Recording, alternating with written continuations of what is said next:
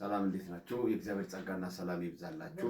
ከዚህ በፊት በሰራሁት ቪዲዮ ላይ የሕማማቱ ሳምንትን ክርስቶስ ኢየሱስ የት እንዳሳለፈ ይሄንን እናገራለሁ ብዬ ነበረ። በዛ መሰረት የመጀመሪያውን የሕማማት ሳምንት ዛሬ የአርብ ቀንን እሰራለሁ፣ እንደዚሁ እቀጥላለሁ።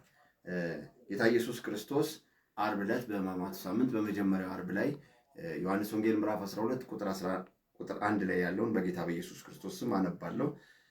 ከፋሲካም በፊት ከ6 ቀን ኢየሱስ ክርስቶስ ከሙታን ያስነሳውን አልዓዛር ወደ ነበረበት ወደ ቢታንያ መጣ። በዚያም እራት አደረጉለት። ማርያምም ታገለግለው ነበረ። አልዓዛር ግን ከእርሱ ጋርም ከተቀመጡት አንዳንዱ ነበሩ።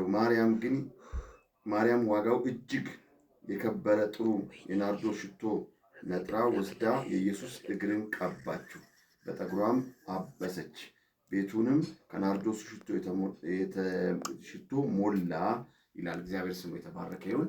ይህንን ጌታ ኢየሱስ ክርስቶስ ከሕማማቱ ሳምንት ኢየሱስ ክርስቶስ ከወዳጆቹ ከነ ማርያም ቤት ከነ አልዓዛር ቤተሰብ ጋር ለማሳለፍ ከአይሁድ ፋሲካ 6 ቀን ቀደም ብሎ እዛ እንደነበረ ይታወቃል።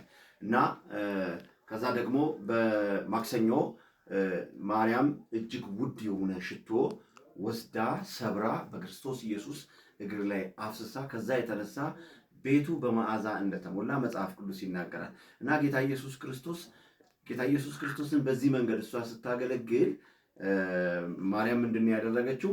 ይህ የማርያም ድርጊት ኢየሱስ ክርስቶስ የእሷ ክብር ስለመሆኗ ለእሱ መሰጠቷ ልታገለግለው ሙሉ ፈቃድ እንደሰጠች እና ደግሞ እሷም የእሷ ክብር በሆነው በፀጉሯ ክብር በሆነው በሴት ልጅ ፀጉሯ ጌታ ኢየሱስ ክርስቶስን እንዳበሰችው ይናገራል። ስለዚህ ጌታችን ኢየሱስ ክርስቶስ ከፋሲካ 6 ቀን ቀደም ብሎ የነበረው በወዳጆቹ በነ አልዓዛር በማርያም በነ ማርታ ቤት ነበር 6 ቀን እዛ ያሳለፈው። ይሄን ነው የሚናገረው።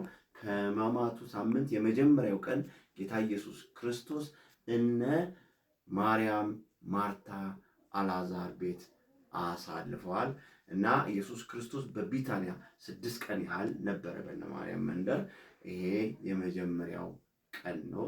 ይሄ መልእክት ለምትሰሙት በረከት ይሁንላችሁ።